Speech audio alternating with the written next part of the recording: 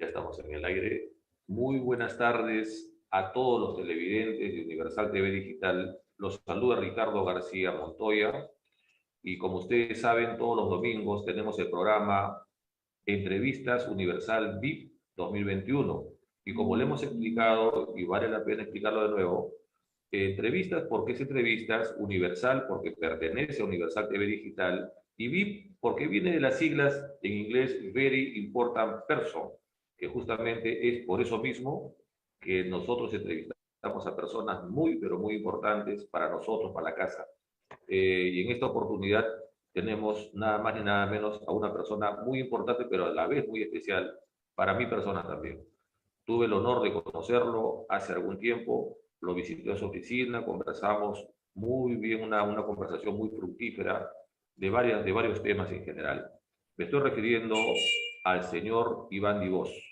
El señor Iván Dibós, que lo tenemos ahora con nosotros, es una persona que ya tiene un histórico académico, tiene un histórico en su vida, ha trascendido, está trascendiendo y también busca trascender hacia el futuro. Él tiene estudios de administración de negocios en la Universidad de Detroit y Dorsey Business School en Detroit también, Michigan, Estados Unidos. Estudios adicionales en Lima, en el Centro de Altos Estudios Militares, en el CAEM. Es director de compañías, miembro de directorio de firmas industriales,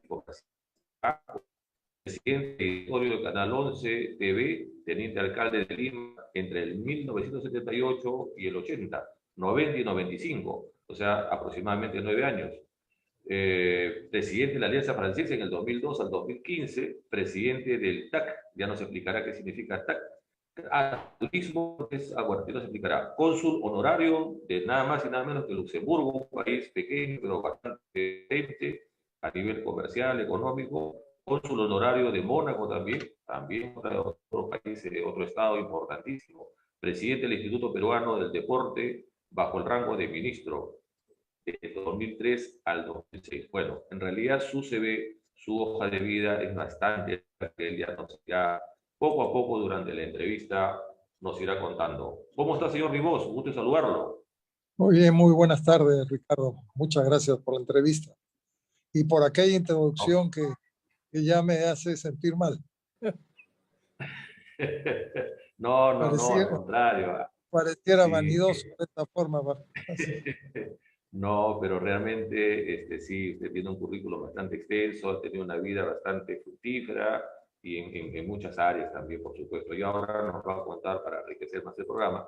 Y lógicamente, como sabemos, este programa tiene diferentes áreas, ¿no? Tenemos el área personal, el área profesional y el área también de visión y proyección hacia el futuro. Por eso que empezaremos con el área personal. A ver, ¿qué recuerdos le vienen a la mente de sus padres, señor Ribós, para empezar por ese lado? Bueno, me ha dado la yema el gusto. De verdad que si tuviera que volver a nacer, pediría que por favor me dieran a los mismos padres.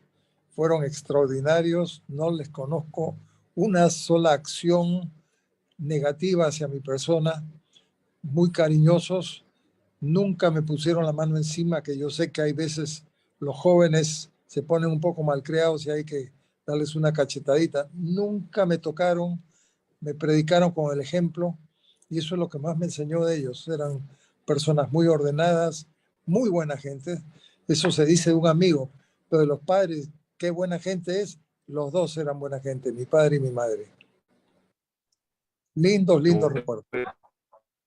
Bueno, sí, efectivamente, cuando los padres son así como lo ha descrito usted, caramba, uno volvería a ser, quisiera ser hijo también si uno volviera a ser de los mismos padres, ¿no? Efectivamente.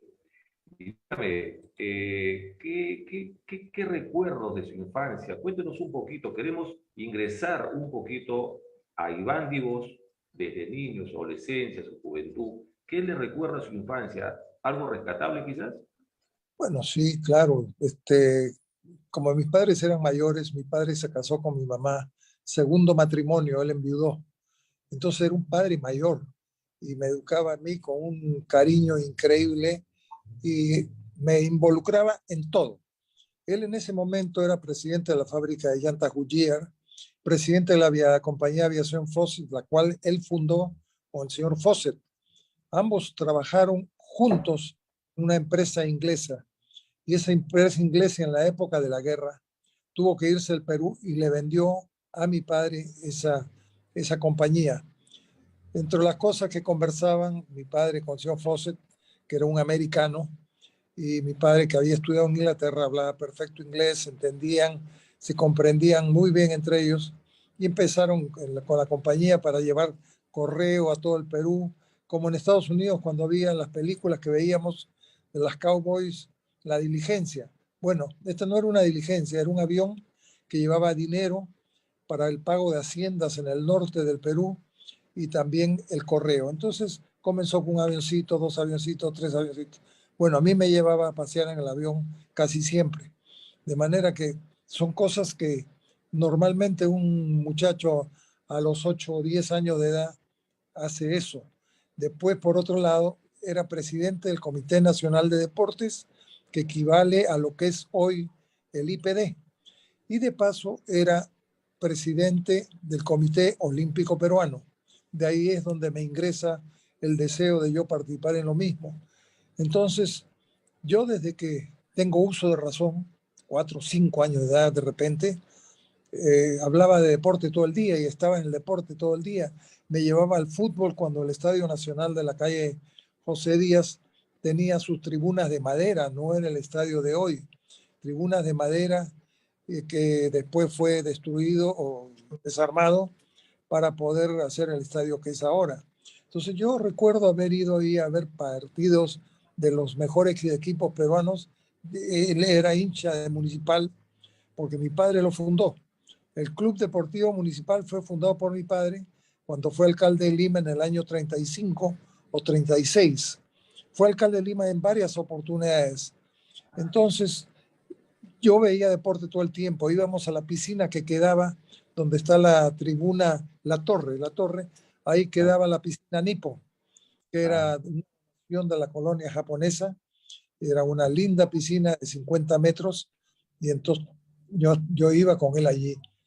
Y aparte de eso, él soñaba que Perú fuera a los Juegos Olímpicos alguna vez.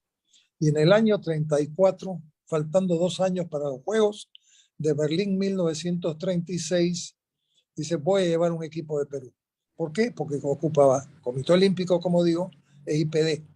Entonces comienza a reclutar los mejores deportistas y les trae los mejores entrenadores que pudo conseguir. Por ejemplo, los que saben de esgrima, trajo a un italiano, Salvatore Munda, que si ustedes le preguntan a cualquier esgrimista, dejaron escuela, se casaron en Perú, se quedaron. En natación trajo un americano, en básquetbol un americano, en fútbol un americano, en ciclismo un italiano. Entonces mi papá pesaba en esa época, año bien, 1936 estamos hablando, no es como ahora que uno agarra el WhatsApp o el email o lo que fuera o el teléfono. En esa época era la época de la carreta y no sé cómo lo hizo. Bueno, el hecho es que pudo llevar a los Juegos Olímpicos de Berlín la primera delegación peruana que participó en Juegos Olímpicos, primera. Entonces, fue en barco, eran más de 100 personas y no había dinero. Y el gobierno no podía ayudarlo con dinero, se diría que o no querían o no lo tenían. Bueno, él inició una cruzada, una colecta pública y con esfuerzo debe haber sido, donó los primeros 1,000 soles. Y poco a poco fue tocando puertas a sus amigos equivalentes, como él estaba en negocios, tenía acceso al señor vice, el señor vice donó también 1,000 soles. Y así sucesivamente, el hecho es que llegaron a recolectar 101,000 soles, se fue la delegación en el vapor Horacio, creo, si mal no recuerdo, y entrenaban a bordo, pero fue una travesía, pues que por lo menos le debe haber tomado 25 días llegar a Europa, a Berlín, a Alemania, al puerto de Alemania y de ahí trasladarse por bus, no sé si carreta, pero llegaron allá y lo más grave es que no tenían dinero para regresar. Mi padre, con una confianza como la que él era un hombre de empuje, de grandes decisiones, dijo, vamos a hacer un buen papel. Yo no creo que el Estado peruano nos vaya a dejar botados allá y no llevarlos, no traernos de regreso a Perú. Y no se equivocó.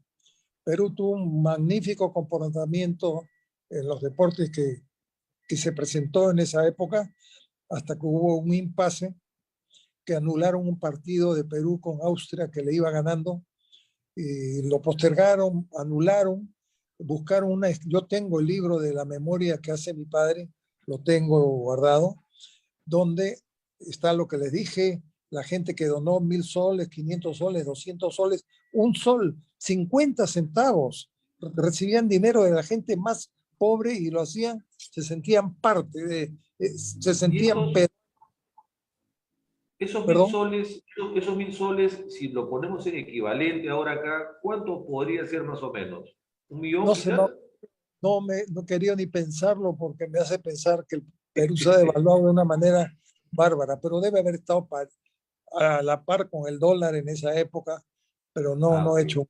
Pues estamos Ah, hablando del año 36, ah. dejemos que los especialistas nos lo digan para yo no dar una cifra equivocada. Sí, Bueno, efectivamente.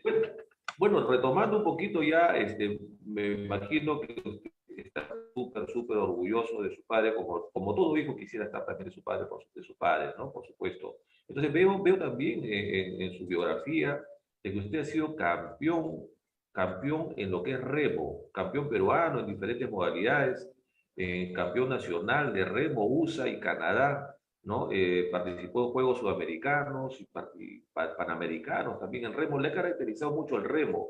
Entonces mi pregunta podría ser si quizás tuviera o ha tenido otros pasatiempos, otros deportes no tan conocidos públicamente, porque el remo, ya usted seguramente que ha sido campeón, nada más y nada menos quiere decir de que ya, bueno, es uno de los ilustres campeones que tenemos en el Perú. ¿Algún deporte quizás o algún entretenimiento que tenga usted? Porque cuando yo he ido a su oficina, he visto, por ejemplo, que tiene una foto al lado de un auto rojito, ¿no? Entonces, en una oportunidad usted me dijo, creo que era el auto de su padre, ¿no? Justamente cuando que él ha sido no. campeón también, creo, automovilístico, ¿no? Bueno, mi padre corría en automóviles en el año 24, 25, que eran carros distintos. El que usted ha visto es un prototipo que lo corría mi hermano Eduardo Chachi Divos. Es un Ferrari de 3 litros, un carro espectacular que me lo prestaba. Yo andaba en su carro todo el tiempo. Y mi Ya. hermano, le quiero decir por qué me gustó el remo. Mi padre remaba en Inglaterra. Él fue a estudiar a Inglaterra y remaba allá y fue un buen remero, pero él tenía todos los atributos. Era un hombre de 1,90 m, muy fuerte. Y después mi hermano, que estudió en la universidad en Boston, en MIT, remaba por su universidad y era un gran remero. Y él venía a Perú en vacaciones y me llevó una vez a verlo entrenar en el año 47, cuando ya le faltaba muy poco para graduarse, y vi ese ambiente tan agradable, toda la gente en el agua haciendo fuerza, llegaban todos transpirados, fuertes, así reventando. Dije, qué lindo deporte. Comencé a hacerlo, aprendí muy bien acá en el Perú, que fue mi base de partida. De muy joven, a los 17 años, ya gané la categoría máxima superior, pero no solo, en equipo, éramos 4. Pero los 4 tienen que ser parejos, porque si no el bote va a trompicones para un lado, para otro lado. De manera que éramos fuertes todos. De allí me tuve que ir a Estados Unidos a estudiar. Mi padre me quería enviar al extranjero, me envió a la Universidad de Detroit, pero me cayó de perilla, porque en Detroit estaba uno de los clubes de remo más importantes de los Estados Unidos, donde en Estados Unidos deben haber más de 100 clubes de remo, más. Entonces, me tocó correr. Yo remaba por el Detroit Boat Club y había una tripulación que acababa de salir en el año 56, subcampeona olímpica en los Juegos Olímpicos de Melbourne, Australia. Entonces, ¿de dónde eran estos 4 jóvenes? De Detroit, del club donde yo estaba remando, y que éramos 30 en total. Acá en el club nuestro, en Regatas Lima y el Unión, habían 100, 200 muchachos que reman, pero allá eran 30 que los preparaban de una manera espectacular. Entonces, uno de los 4 de ese bote, campeón, ser subcampeón olímpico ya no es broma. Eran muy fuertes, muy conocidos, famosos. Les faltó uno porque se retiró, por alguna razón se retiró, y me miraron remar y me dijeron, ven, ven acá. Me metieron a su bote y lo único que yo no tenía era el estado físico de ellos. Tenía el mismo estilo, remaba bien, pero no tenía el estado físico como ellos lo sacan, que corrían 5 kilómetros antes de remar, después a remar 30 kilómetros, 20 kilómetros. Bueno, y en la tarde se repetía lo mismo. Entonces, uno saca un estado físico que la regata, que normalmente uno llega extenuado, nosotros llegábamos tranquilos. Entonces, con ellos remé, con ellos salí campeón de los Estados Unidos en el cuádruple par, en Canadá, campeonato de Canadá, y no solo esa regata, sino el trofeo global por puntaje, por todos estos muchachos, que si bien éramos 30, parecíamos 60, porque repetíamos, corríamos una regata, al otro día otra, al otro día otra. Entonces, el remo me jaló. ¿Y qué pasó? El remo es una base, porque el remo fortalece, saca estado físico, fortalece mucho las piernas, sobre todo las piernas. Yo hacía atletismo. Ese es otro pasatiempo que yo tenía, el atletismo. Yo era capitán del equipo de atletismo del Colegio Santa María, donde estudié, y salimos campeones escolares. Yo era un velocista, yo gané el escolar con 11-1 en los 100 metros, en pista de tierra en el Colegio Carti, ¿Cuánto, que fue cuánto, un cuánto, qué medida? 11, ¿Qué tiempo? 11-1. 11.1 en Bueno, el año 56 con zapatos de clavo, con unos clavos grandes que ahora son pequeñitos, zapatos claro, livianos, no eran pesados, y tierra, ya. y no era el tartán que conocen Cierto, ahora. claro. No había, pues, cercano, no había. Entonces, también corría la posta 4x100, lanzaba jabalina, todo. Campeones escolares. En mi barrio se montaba mucho bicicleta y comenzaron los interescolares de ciclismo. Corrí en la interescolar, salí campeón nacional escolar en velódromo, el velódromo de La Salle, en velocidad, en medio fondo y en el campo de Marte, y está en los periódicos, no estoy hablando, yo no voy a engañar nunca, fue una sorpresa. Ganamos, digo ganamos porque éramos colegios religiosos por un lado y laicos por otro lado, pero que corríamos juntos y cada uno ganaba lo suyo. Y había un muchacho, Percy Núñez, muchacho en esa época, muchachón hoy día, Percy Núñez del Liceo Comercial, y Ok. se disparó y yo lo seguía a la rueda. Y nos vinimos las 14 vueltas que corrimos a rueda, a los que venían en el lote, en el pelotón, le sacamos una vuelta y al otro día los titulares en el periódico, increíble, ciclistas escolares hacen un promedio en el campo de Marte de 39 kilómetros por hora. Hemos ido todo el Bueno, tiempo. Eso es ¿nunca en la... participó, nunca ¿Ah? participó en el Tour de Francia? ¿Nunca participó No, como no me da. ciclista? Lo mío era a nivel escolar. Si hubiera seguido, hubiera sido como hice en el Ah, remo, que ya. empecé de pitón y ya seguí hasta a lo más alto. En lo más alto, Ah, ya. en eso hubiera sido. Pero aparte de eso, hicimos natación en el colegio.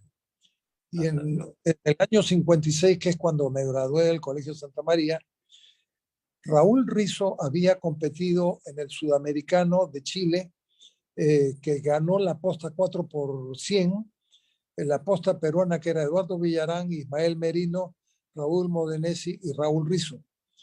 Raúl Rizo estaba al nivel de los mejores de Perú. Yo no estaba a los niveles de esos, pero Raúl era compañero de clase mío y él, como capitán del equipo de natación, me escogió para la posta y batimos récord escolar de toda la historia en la posta 4x100 también. Yo no hacía 1 minuto o 59 segundos como él hacía. Yo hacía 1.4, 1.5 y no daba un metro más. porque yo corría todo a base de fuerza, no necesariamente de estilo, sino la fuerza que el remo me había dado. Entonces, el remo para mí fue mi deporte base, pero olvidé algo más importante. Desde que tenía 8 años, mi padre me llevaba con él a subir los cerros de la Herradura, que subíamos por la Herradura, subíamos, caminábamos ya por lo más alto hasta llegar al Morro Solar, bajábamos el Morro Solar y trotábamos hasta la playa de la Herradura nuevamente y nos metíamos al mar, invierno y verano. Yo creo que eso me ayuda a templar la personalidad, porque el Claro, frío de la casa en invierno a un muchacho de 8 años, que el claro. papá ya tienes que entrar, si yo entro, tú entras. Yo entraba y así fue. Entonces él me inculcó el deporte. Yo nací escuchando deporte, ver boxeo en el Estadio Nacional cuando era pues, de madera, como les digo, basquetbol, fútbol, todos los partidos cuando existía el Sporting Tabaco, el Municipal Tito Drago, Vides Mosquera, y yo iba a los camarines del Municipal y bueno, me felicitaban, me hacían cariño porque mi padre fundó el Municipal porque él era alcalde de Lima en esa época y vio que muchos de los choferes de la empresa o de otros puestos eran grandes futbolistas. Dijo, había un señor Bromley, Juan Bromley. Juanito le dijo, tenemos que hacer un equipo de fútbol, se va a llamar Club Deportivo Municipal, y él diseñó la camiseta. Y esa es la Ah, camiseta base para la qué selección historia. peruana. Mi Claro, padre son la... parecidas. Entonces, tenía cosas así, casi un precursor, deslumbraba ¿viste? Con sus ideas.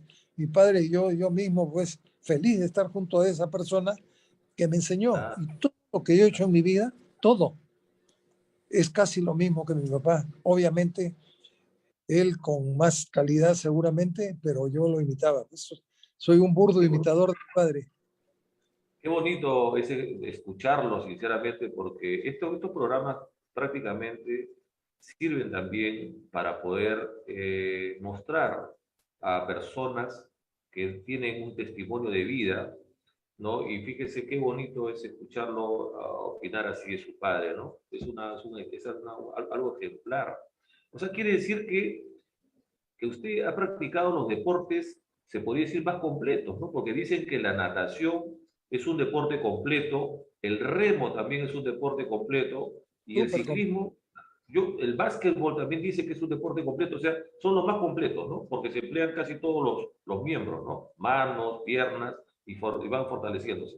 Entonces, usted ha tenido un estado físico, pero envidiable, increíble. No, no, increíble, ¿no? En eso sí les digo, yo era muy dedicado al deporte, muy dedicado, tan dedicado que cuando mis amigos se iban a fiestas a los 20, 22 años, inclusive a fiestas yo no iba, no iba.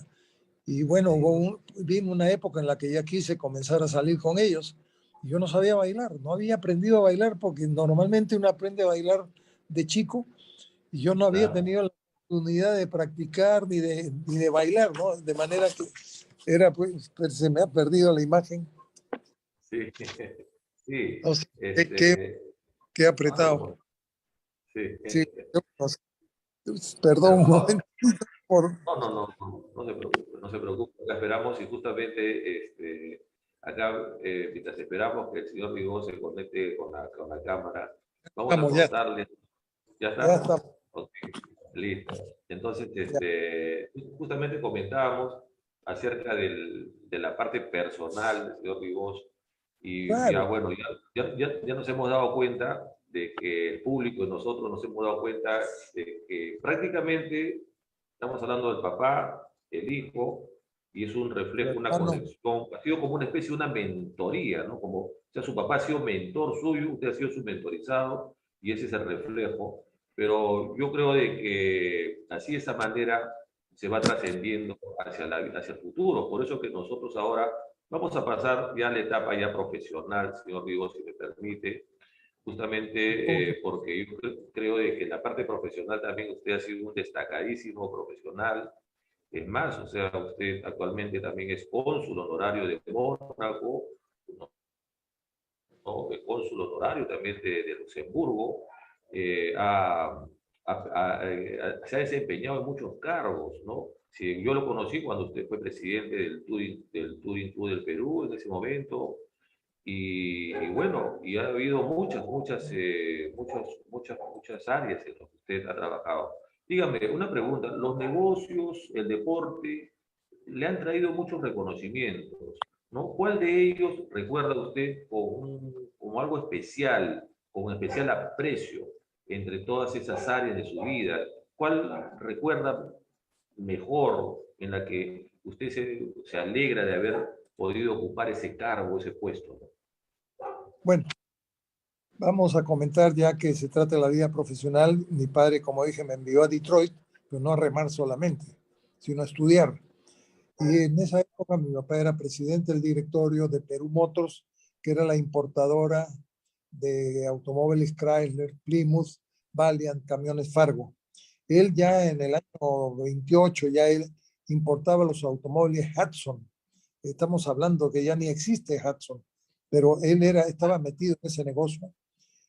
Y en Detroit, que es donde quedaban las fábricas de automóviles, todas, Ford, Chevrolet, General Motors, después Chrysler, que eran las tres grandes que le llamaban. Yo estudiaba en la universidad y en mis meses de vacaciones también iba a un centro de entrenamiento de la Chrysler, que se llamaba el Chrysler Training Center, Centro de Entrenamiento de Chrysler, y había un curso que se llamaba Dealer Sons Conference, conferencia para los hijos de dueños o involucrados en negocio de automóviles.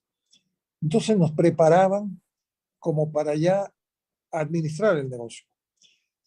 Estuve de mecánico en el taller, viendo ventas, mucho en ventas, contabilidad, administración, todo, cada 15 días cambiábamos de temario.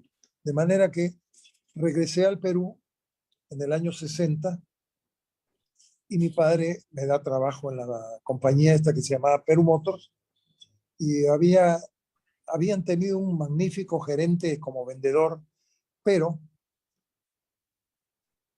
hizo algo indebido y se fue. Pusieron al contador de gerente y llego yo a trabajar allí con los conocimientos que traía de Estados Unidos, que era un atrevimiento de mi parte, con los conocimientos que había traído de la universidad y de la Chrysler. Yo vi que el señor que estaba gerenciando, que era el contador, no sabía del negocio nada. Normalmente un contador no es buen vendedor, sí controla, es un hombre decente, honesto, honorable. Entonces un día le dije a mi papá, ustedes se van a ir a la quiebra con este caballero acá.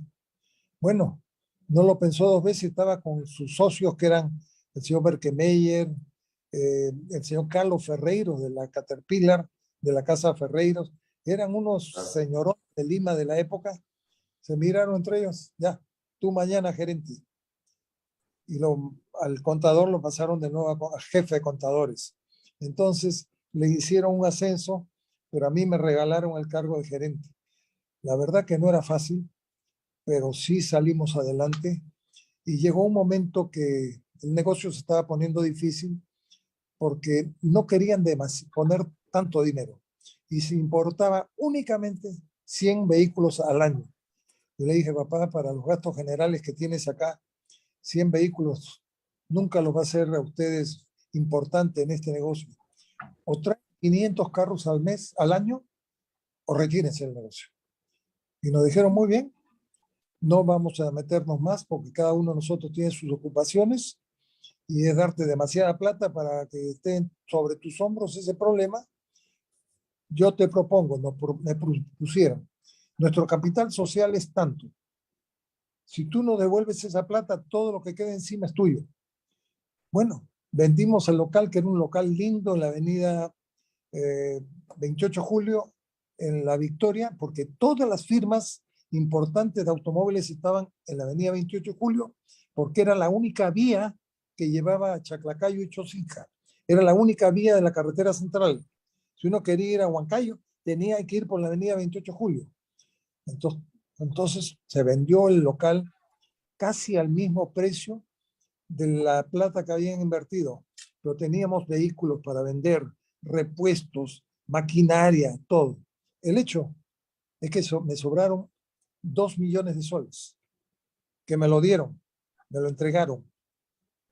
Es casi un regalo.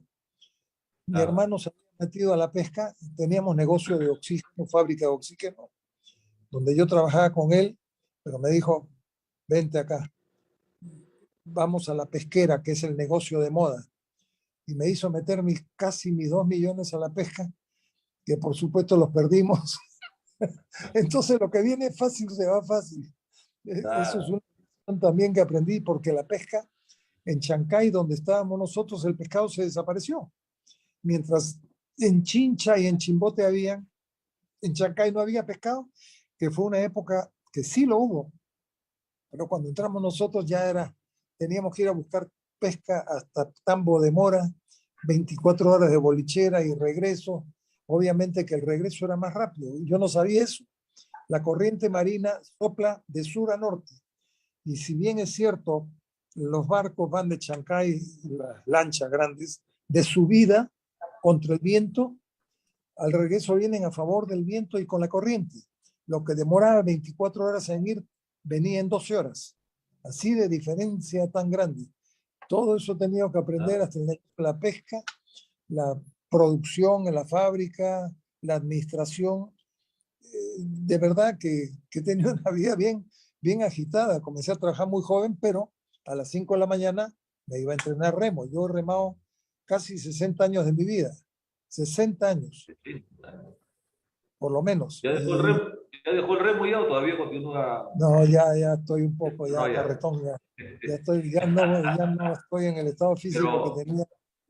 claro, claro. Pero veo de que usted ha sido, o sea, a ver, en toda su trayectoria, usted ha sido un hombre, pues, muy exitoso, en la cual se ha destacado en diferentes, como decía, diferentes áreas, pero también a su vez, por ejemplo, ahora usted ha sido miembro del Comité Olímpico Internacional. E incluso usted ha practicado el ciclismo, ha sido campeón de ciclismo, pero y aún también ha sido presidente de la Federación Peruana de Ciclismo. O sea, Sí, en otras palabras, no solamente ha practicado el deporte, o sea, no solamente ha sido campeón, sino también presidente de toda la organización y también ha pertenecido a diferentes áreas deportivas, pero también ha destacado ahí. Ahora, yo le preguntaría a nivel deporte, ya para ya ir a la parte, a nivel deporte, volviendo a eso, la parte persecutiva ya, ¿no? Después ha sido, bueno, ha tenido varios cargos.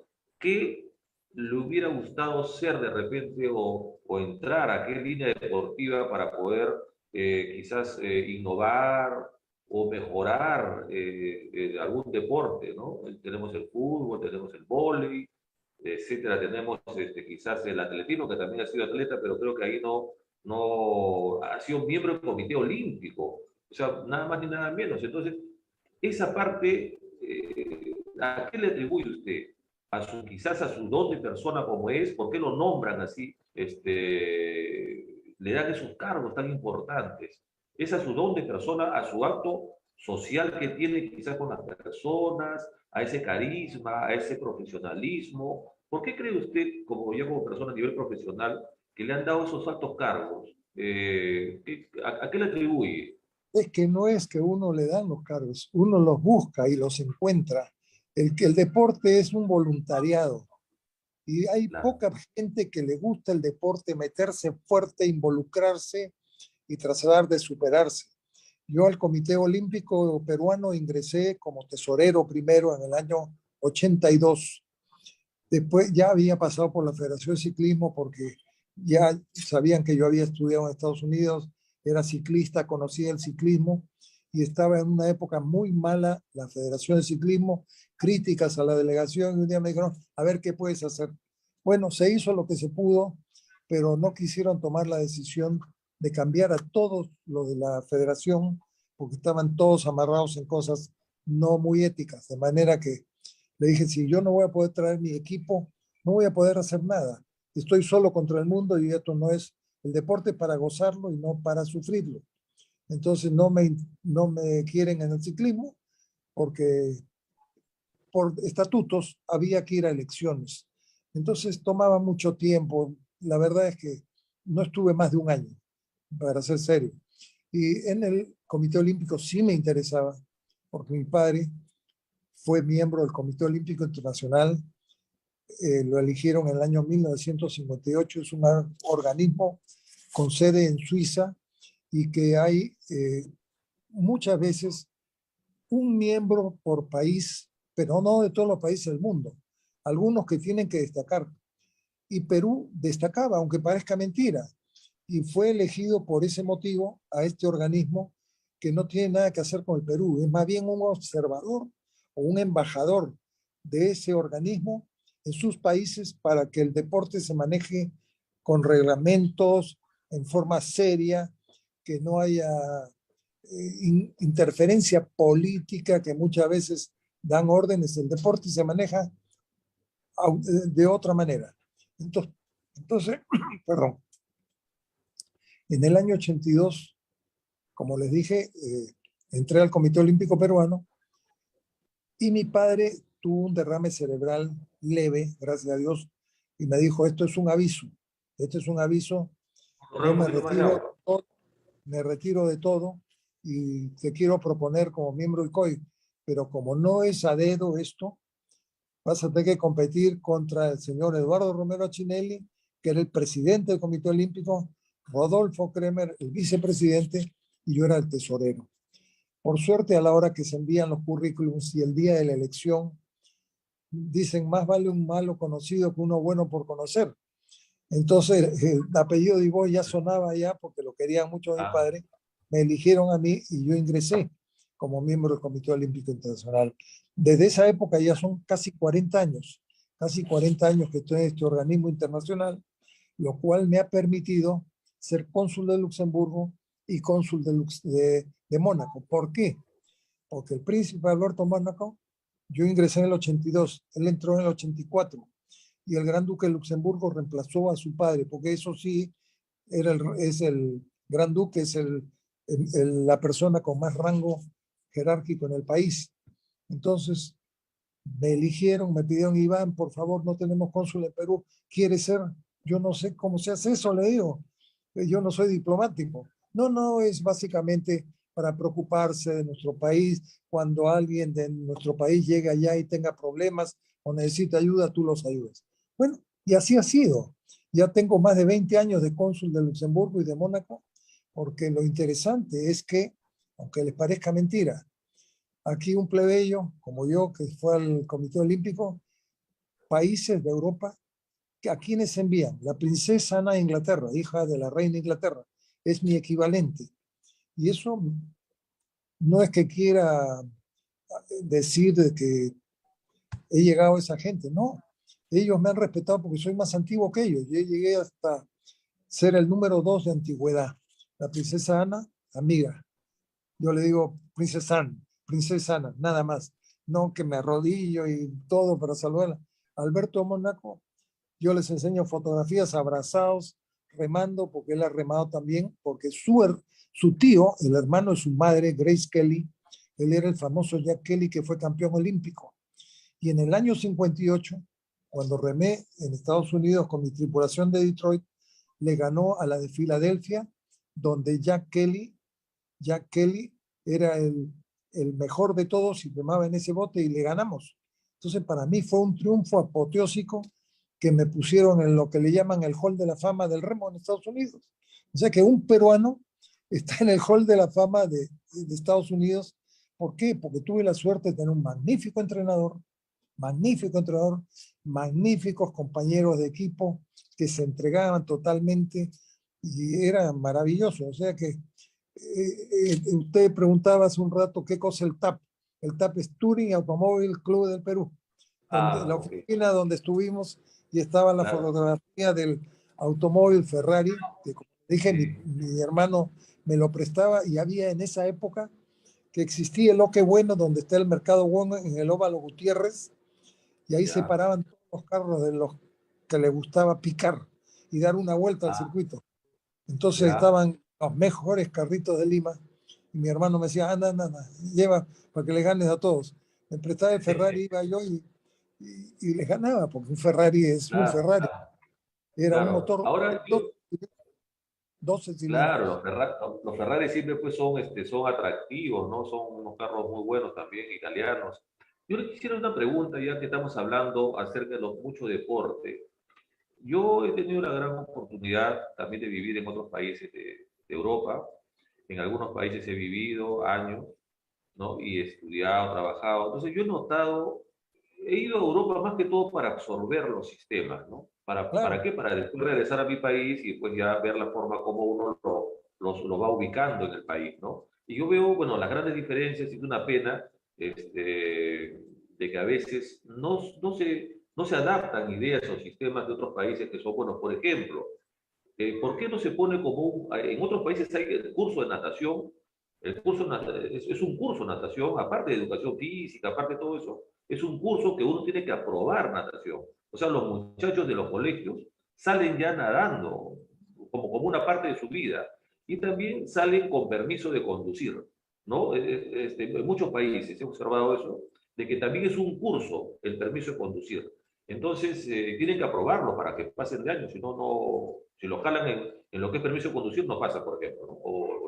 Tiene que pasar el curso, como el de natación también. Yo digo, ¿por qué esas cosas no se aplican acá en el Perú? Ayudaría mucho, ¿no? Que en el colegio quizás sea como un curso también para que todos ya salgan aprendiendo a manejar, que es del ser humano también, hoy por hoy, el saber manejar conducir un vehículo y también el saber nadar, porque nadie sabe que en cualquier momento puede salvar a alguien, la vida a alguien, o de repente también sabiendo conducir puede también salvar la vida a alguien. ¿Por qué esas partecitas, usted cree que por qué no lo adoptan? bueno, hay mucho por hacer en el país, lamentablemente. Por ejemplo, en mi época la educación física era uno de los cursos más importantes y tenían los mejores entrenadores, los mejores profesores de educación física. Yo recuerdo en el colegio teníamos al señor Montero, Carlos, no me acuerdo cómo se llamaba, pero sí, creo que Guillermo Montero era el mismo profesor que enseñaba en el colegio Leoncio Prado. Y entonces él era nuestro profesor. Había también un Evaristo Gómez Sánchez, que fue uno de los mejores, estaba en el Colegio Santa María. El doctor Fernando Falcone León había sido campeón de 100 metros planos. Hans Ilman, campeón sudamericano de jabalina. Entonces los colegios competían entre sí, los interescolares eran fabulosos y no es como ahora. Dicen, vamos a hacer un interescolar y en un mes hacen todos los deportes o en 15 días. En mi época no. En mi época era abril, natación. ¿Por qué? Porque en esa época no había agua temperada, sino la del sol, entonces teníamos posibilidad de meternos al agua sin congelarnos. En el mes siguiente o 2 meses después, atletismo. 2 meses después, ciclismo. Entonces eso nos daba la posibilidad que una sola persona practicara 4 deportes como lo hice yo. Aquí no, la educación física ha desaparecido de la currícula escolar de los colegios nacionales, creo.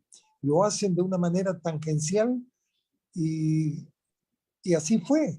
Dejaron afuera a los profesores, no sé cuántos profesores de educación física se quedaron sin trabajo cuando el profesor de aula se dedicó a ser profesor de educación física.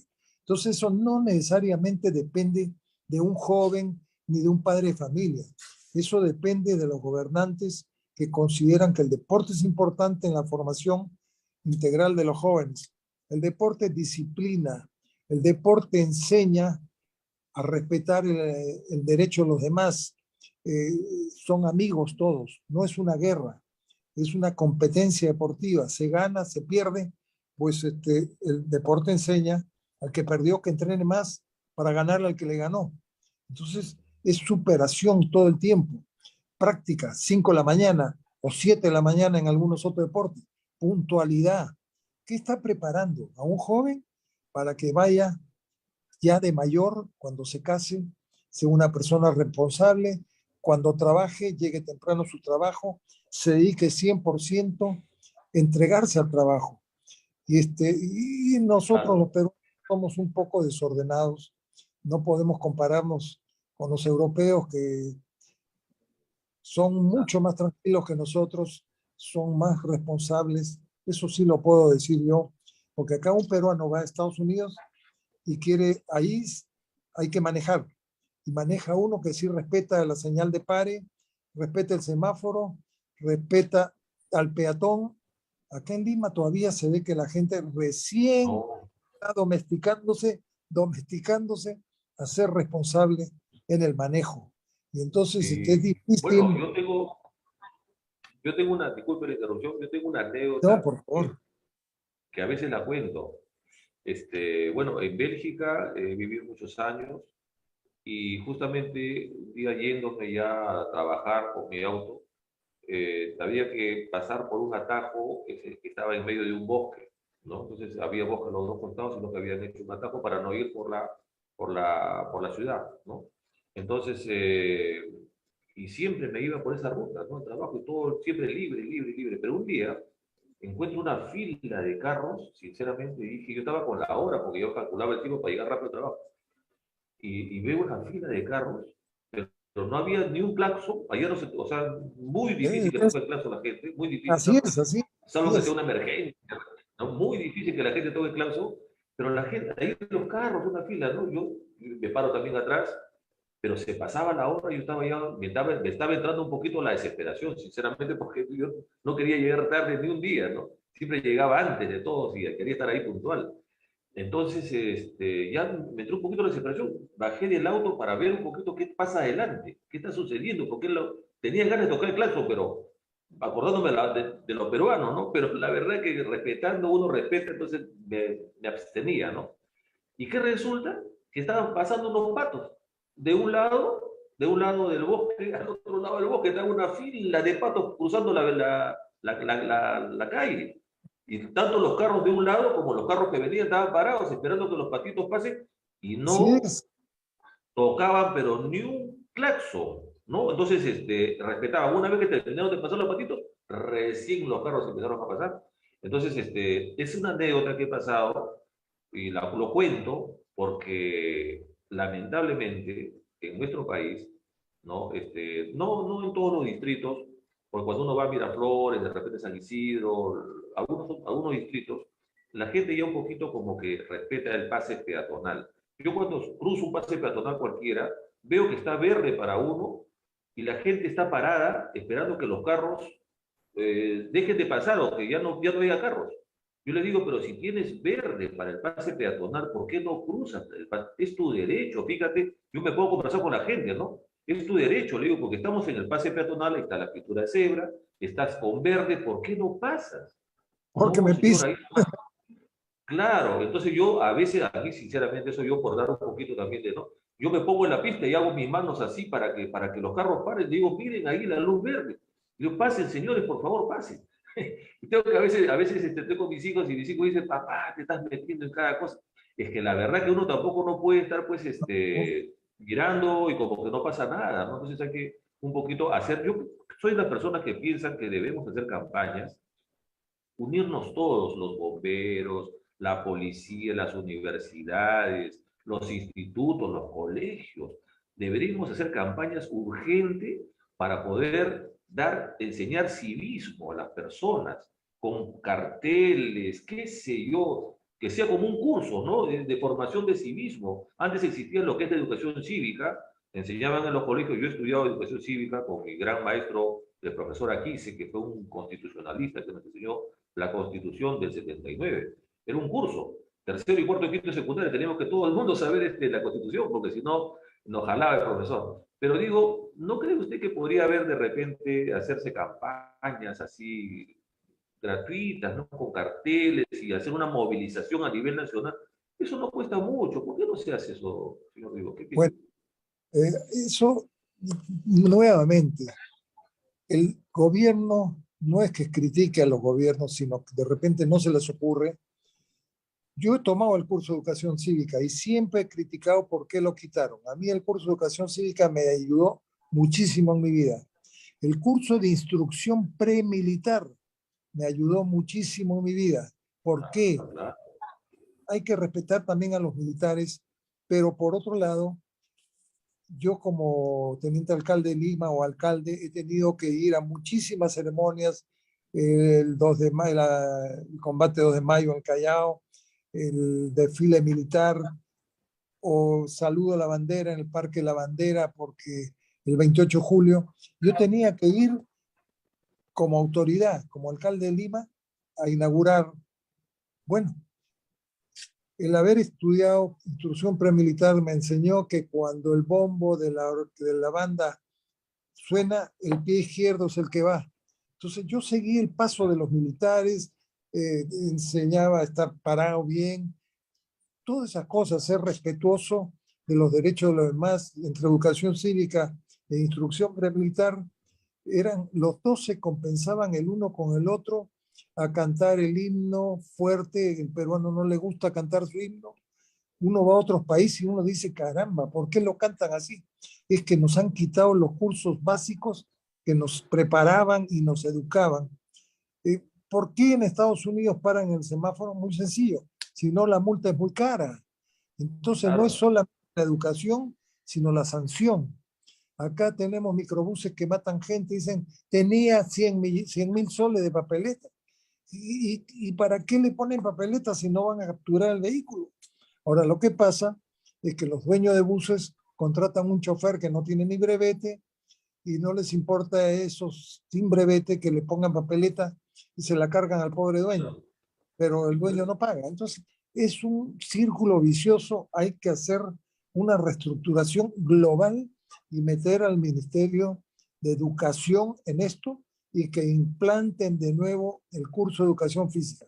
Son tres: educación física, instrucción premilitar y educación cívica, que nos han quitado todo como para que esto sea una selva, una selva. Y a eso Y hemos también llegado casi. había un curso que se llamaba formación laboral, ¿se acuerdan? Formación laboral Iniciación, donde, yo lo he tenido, era música, iniciación técnica, que había que hacer claro, aviones, carros, diseñarlos. Sí, yo lo he claro. tenido también. Había el curso de formación laboral y había varias áreas, recuerdo, y justamente mi hermana mayor estudiaba contabilidad, recuerdo mucho cuando contabilidad. Entonces yo me crié con ella y yo le ayudaba a llenar los libros contables, todos. Me daba a mí como para que la ayudara, ¿no? Entonces Claro, yo elegí contabilidad. 3 años estudié contabilidad y salí, me sirvió mucho, ¿eh? Me sirvió mucho realmente el haber estudiado porque, bueno, después quise continuar, pero ya no me gustó mucho porque para trabajar en contabilidad no, sino más bien como aprendizaje, ¿no? Como conocimiento, ¿no? Bueno, todo está muy interesante. ¿Por qué no pasamos un poquito a ver ya a la parte de visión y proyección hacia el futuro? Que es un tema muy importante porque en este programa se entrevista a personas que tienen un historial académico, que han trascendido, que están trascendiendo y buscan todavía trascender hacia el futuro. Nosotros, los seres humanos, no hay nada mejor que trascender, ¿no? ¿Por qué? Porque dejamos nuestra semilla, dejamos nuestro legado a los demás y que continúen la obra. Entonces, en estos momentos, yo podría preguntarle, aparte de los proyectos que está últimamente involucrados hoy en día, ¿qué tiene como proyección, como visión hacia el futuro cercano, diría yo? ¿Qué cosa es lo que usted quisiera hacerlo, concretarlo y que quede para la historia, para las próximas generaciones? ¿Qué es lo que le gustaría a usted hacer? bueno, cuando uno hace deporte y que no le pagan un centavo y se dedica a recorrer kilómetros de kilómetros, sufrir, enfermarse muchas veces por los esfuerzos que hace, se luxa el pie, rehabilitación. Yo entre mis locuras hice motocross y me he roto brazos, piernas varias veces. Bueno, hay que rehabilitarse. Pero en este caso, yo ya pasé los 80 años. Ya no estoy para pensar en algo grandioso, ya simplemente acompaño, pero sí sigo bien activo. En la Claro, presidencia del Touring Club todavía. Mi padre fue el fundador del Touring Club en el año 24. Entonces, han habido varios presidentes y hace 12 años yo soy socio del Touring Club. Podía entrar a la candidatura porque hay que ser socio y haber servido un año en algún deporte. Yo ayudé mucho en motociclismo, entonces es un servicio obligatorio que uno tiene que desempeñar en el club a favor del club gratuitamente y eso lo califica recién para poder ser candidato.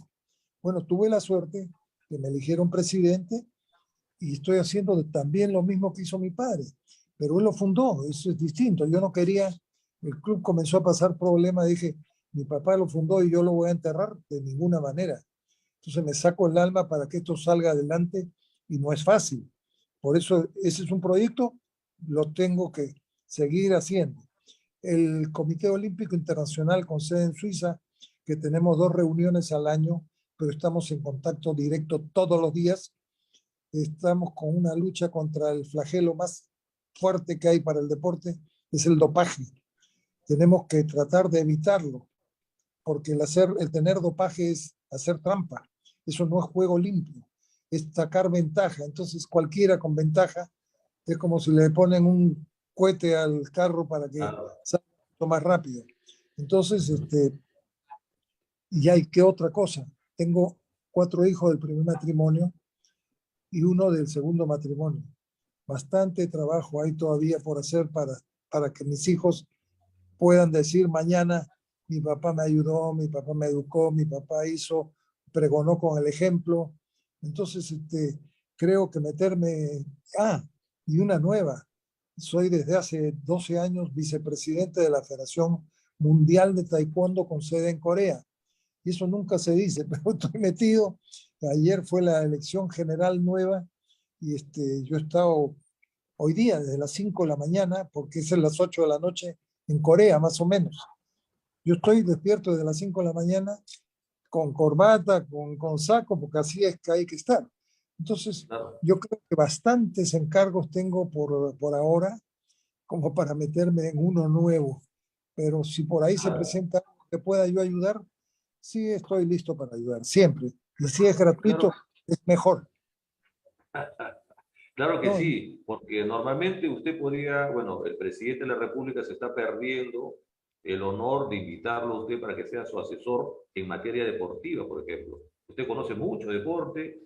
Yo creo que el presidente debería rodearse, o las autoridades deberían rodearse de personas, así como usted, por ejemplo, que tiene tanto que enseñar y sobre todo la experiencia vivida, esa sabiduría, porque una cosa es hablar de deporte y otra cosa es haberlo practicado, haber sido campeón, haber liderado una organización, entonces conoce pues toda la parte, todo el recorrido, ¿no? Entonces, ¿qué más tenerlo como asesor en la parte deportiva, ¿no?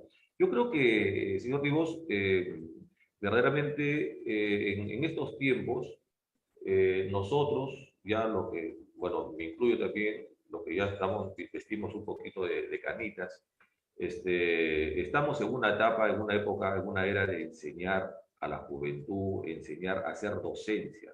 Por eso que este medio de comunicación se ha creado básicamente cuando hablamos por el interno para hacer docencia.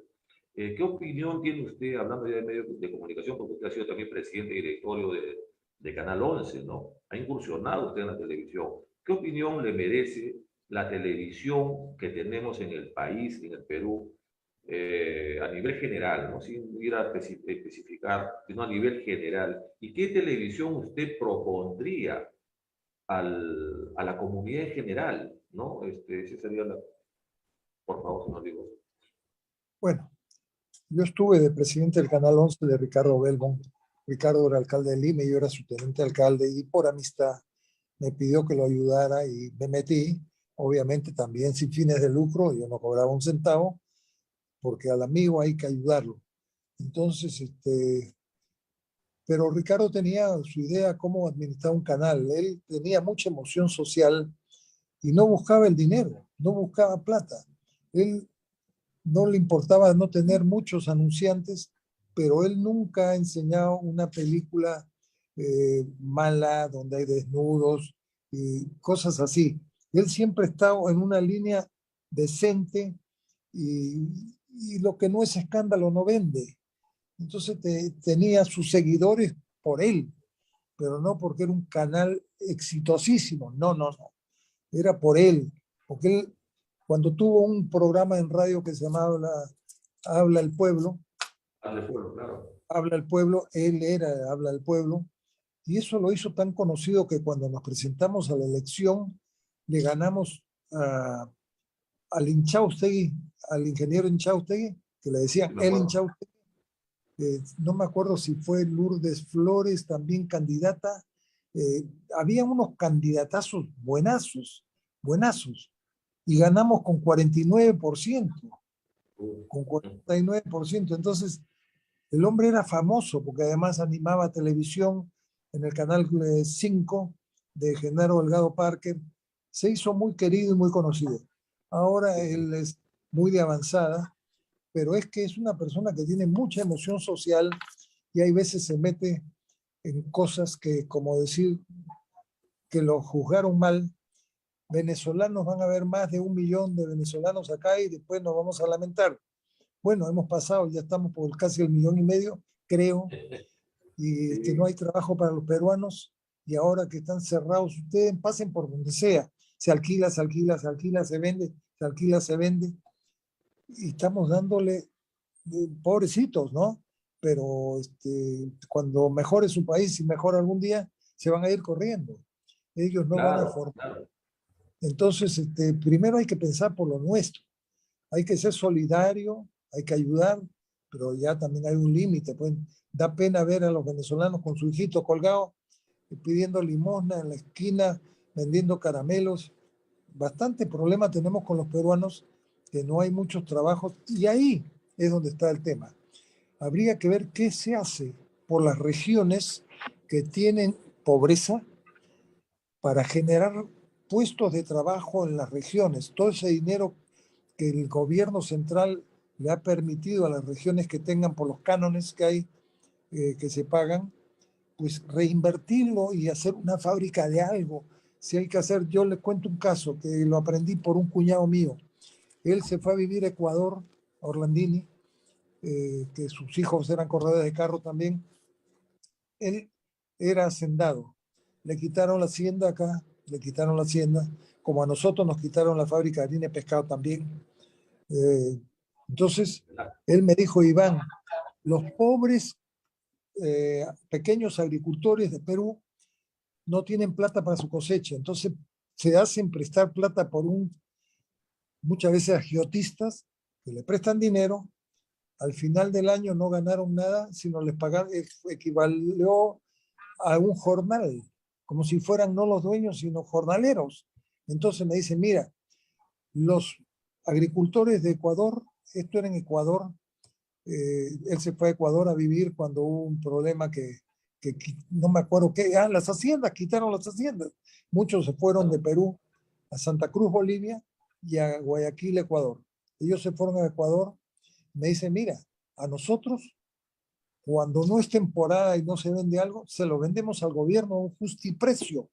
El justiprecio y lo almacena adecuadamente con frigorífico para que se mantenga en buen estado y ganan plata, pero no pierden plata. Entonces acá es una pena ver que los propietarios de viñedos, muchas veces, los pequeños me refiero, viñedos, papa, tomate, naranjas o lo que sea, lo venden al costo y el intermediario se lleva pues toda la utilidad.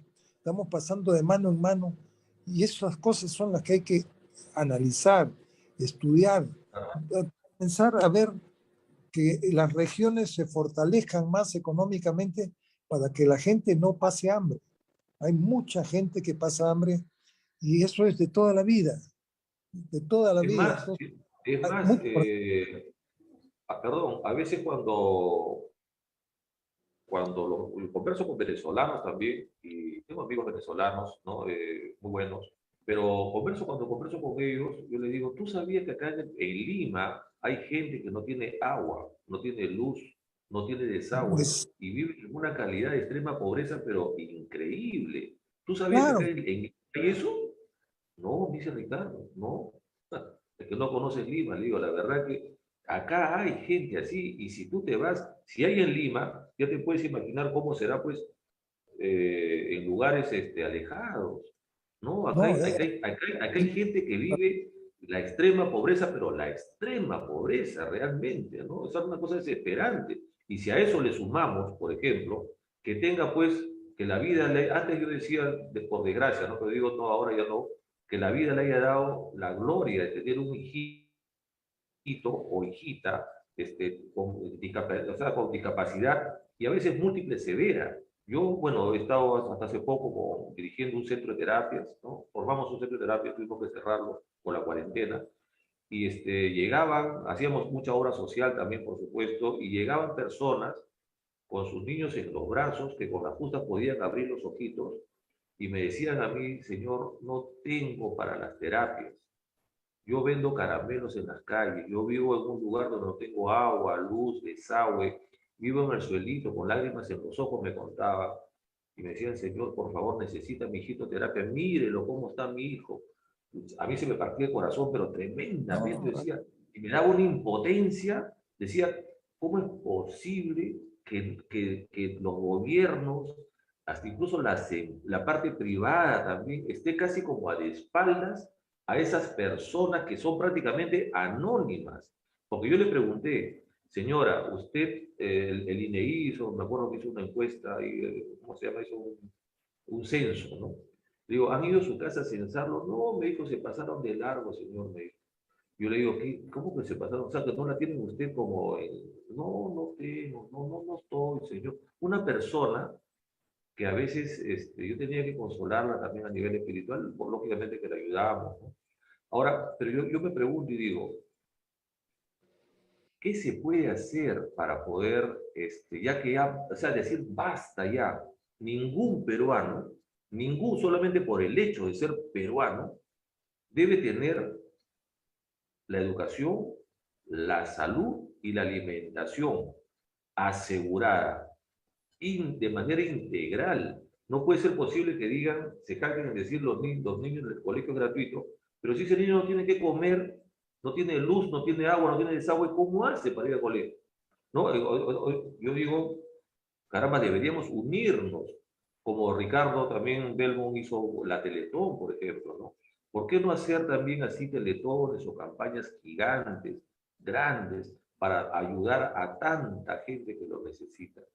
¿Qué está pasando, no? Entonces, ¿por qué no nos fijamos en esa gente? Esa es una reflexión que, caramba, a no, veces es hay que un hacer. problema tan grande, es un problema tan grande que esto ya tiene que evaluarlo y analizarlo el gobierno. Si no, vamos a seguir igual toda la vida. No pasa nada, es una insensibilidad tan grande que yo también siento lo mismo cuando veo esta pobre gente vendiendo sus caramelos. Bueno, yo le doy a quienes pueda y no les recibo el caramelo, le doy como, pero es una pena, son mendigos. No puede ser que Claro, tengamos claro, claro. mendigos. ¿Por qué? Se vuelven mendigos porque no hay posibilidad de trabajo. Esa gente feliz de entregarse a un trabajo y romperse el alma por trabajar, pero mm, Claro. son tantos impuestos que se pagan son tantos los impuestos que la gente, ¿cómo ahorra? Personal, corto personal. Es lo primero. Esa es la Así primera es, receta para preguntarle a cualquier empresario. ¿Cómo rebaja así los es. costos? No, corto personal, pues, se acabó, así de fácil. No hay Claro. sensibilidad, no hay emoción social. Sí, sí, y solo para, ya porque estamos terminando el programa, señor Rigos, con usted recuerdo mucho que podíamos conversar pues horas y horas y tenemos muchas cosas que conversar, sinceramente, es una persona usted muy encantadora, le agradecemos mucho. Realmente, solamente para terminar esa partecita, yo me quedé sorprendido de algo y ojalá que este programa se escuche a nivel, o sea, lleguen a personas, y estoy seguro que sí. En el Perú, una persona para que no sea pobre, para que no la clasifiquen como pobre en el Perú, tiene que ganar 199 soles. O sea, si gana 199 soles, punto 50, ya no es pobre. Si ganas para abajo, eres pobre. Yo recuerdo mucho que ayudé a una persona que no la consideraron en el SIS. ¿Y por qué no la consideraron en el SIS? Me dijo ella, en el SIS, el Seguro Integral Social, ¿no?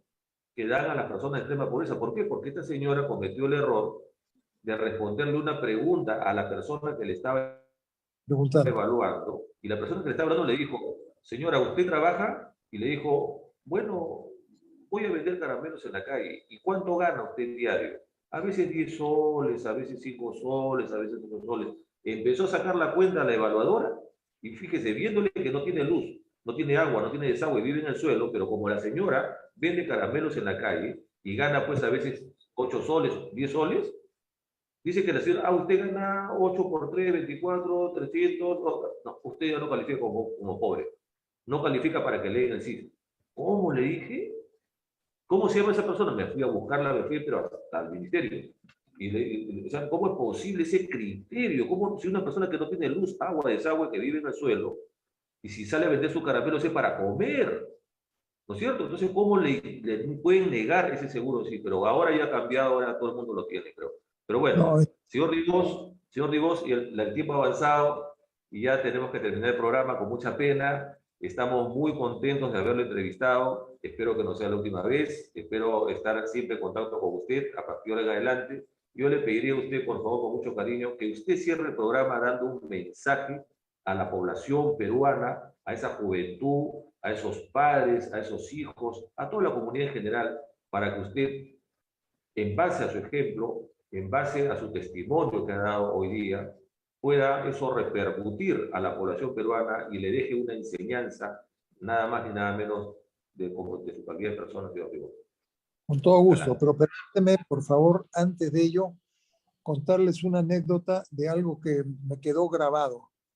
Estuve en la China a un campeonato de remo, que es el deporte que me gusta, y se rema en canchas especiales, que es como si fuera una piscina que tiene 2.300 metros, la distancia que se corre es 2.000, pero hay 300 metros para parar, para guardar los botes. 2.300, 120 metros de ancho y 3 metros de profundidad. Hacer eso hay que dragar, y me dijo, vamos a ver una cancha de remo que se está construyendo. Y yo vi en China que iba cada chinito con su lata cargando, sacando la tierra del suelo. Digo, oye, pero ¿qué es esto? ¿Por qué no usan ¿cómo le llaman? Un cargador frontal o una máquina para sacar la tierra. No, no, no. Con eso lo hacemos en 3 meses. Nosotros tenemos que darle trabajo a nuestra gente por mucho más tiempo. Y es mejor que esa gente esté ocupada a que lo hagamos rápido. Y esa es la mentalidad que tienen. Yo dije, qué maravilla, qué maravilla. Y fue una cancha, después la vi porque fui no a competir, sino a mirar una regata, me invitaron, espectacular, hecha a mano, pues, hecha a mano. Bueno, ahora ya eso es en China. Si Como queremos la muralla copiar, de China, como la muralla de China también lo hicieron a mano, ¿no? La muralla de China. claro, claro, así es, A todo a mano. mano, fue Entonces, a mano. tengo ocupados a 1.300 millones de habitantes. Nosotros con 30 millones o 31 no podemos dar de comer a nuestra gente. No, yo lo que quiero decirles es que lo único es que yo soy lo que soy porque lo aprendí de mi padre.